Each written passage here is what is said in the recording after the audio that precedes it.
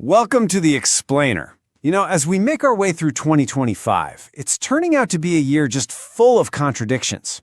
So today, we're going to dive into some of the most surprising insights for the year, all based on the fantastic reporting and analysis from The Economist. Yep, everything you're about to hear comes straight from their World Ahead 2025 special issue. And what a year it is. A year where incredible hype is crashing head-on into a messy reality. And where real progress is popping up in the last places you'd expect. All right, so let's get right into it. And we've got to start with maybe the biggest contradiction of all, the AI boom. This is the question, right?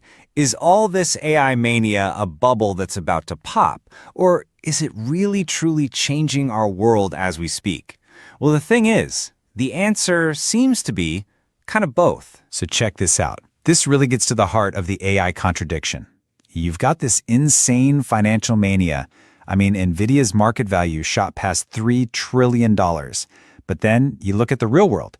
America's Census Bureau finds that only about 5% of businesses are actually using AI in their products or services.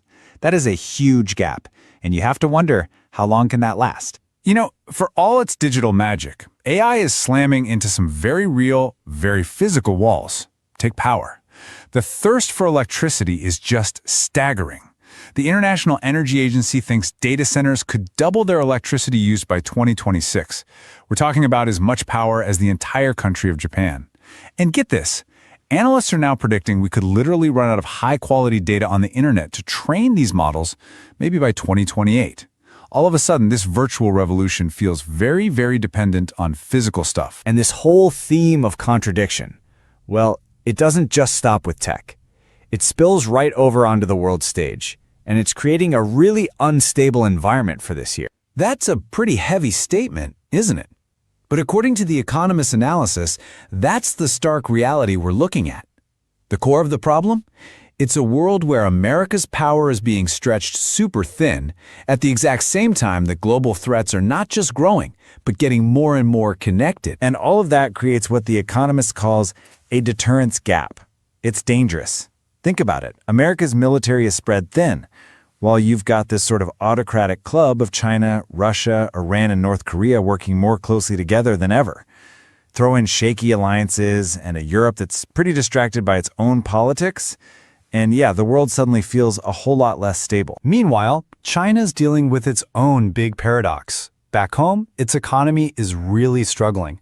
There's a property market in trouble, entrepreneurs are feeling down, and those US tech restrictions are tight. But all that pressure is actually forcing a pretty wild outcome. Chinese companies are learning to innovate with less, and they're pushing aggressively into global markets. We're seeing EV factories popping up everywhere from Hungary to Thailand. Okay, but it's not all doom and gloom. Not at all. In fact, some of the most exciting stories about growth this year are coming from places you might not expect. Yeah, well, a lot of the big major economies are kind of struggling. The Economist analysis points to some real bright spots out there. These are the places that are bucking the trend, avoiding that trap of low growth and high debt. And here is a stat that just completely flips the script on a lot of old narratives. In 2025, get this, 9 of the world's 20 fastest growing economies are going to be in Africa, almost half. And we're talking about countries like Rwanda and Tanzania, places that aren't just relying on commodities, they're projected to grow by over 6%. It's a huge story. And speaking of unexpected places, this quote just perfectly sums up a new kind of cultural force that's exploding onto the scene. A scriptwriter was talking about Chinese microdramas, and he called them soaps on steroids. I love that. So what are they? Basically, they're these minute-long soap operas designed for your phone, and it is a full-blown phenomenon. In China alone, the market is on track to nearly triple in value by 2027. And now, it's going global. Chinese-backed apps are taking the same model and exporting it, using foreign actors to create original content for audiences all over the world. All right, so this same dynamic, this push and pull, we're seeing it play out in science and technology too.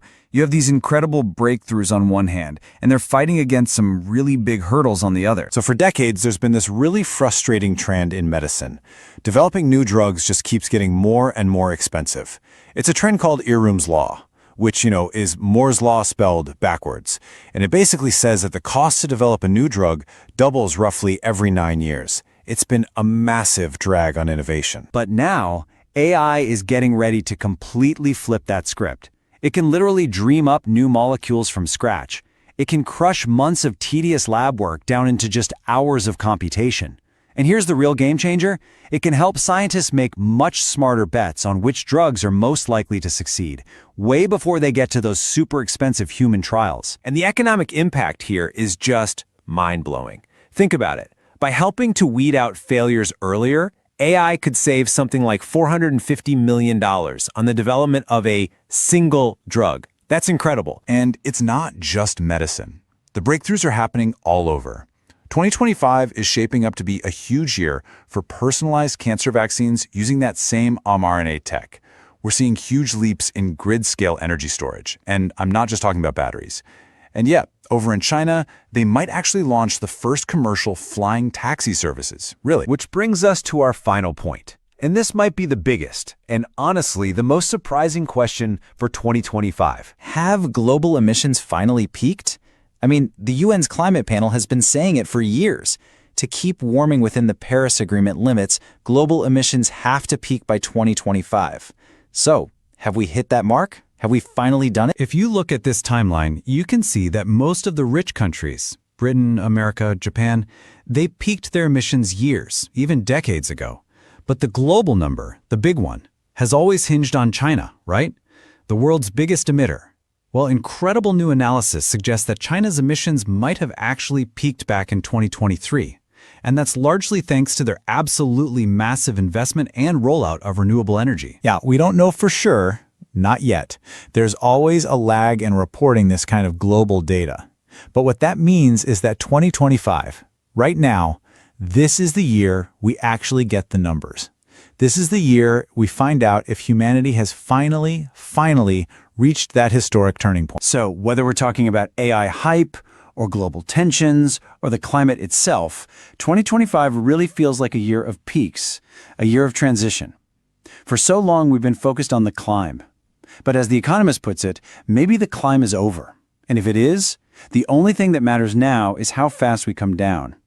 And that's the real question, isn't it? Not just for the climate, but for every single one of these challenges we've looked at today. If the climb is over, what happens on the way down?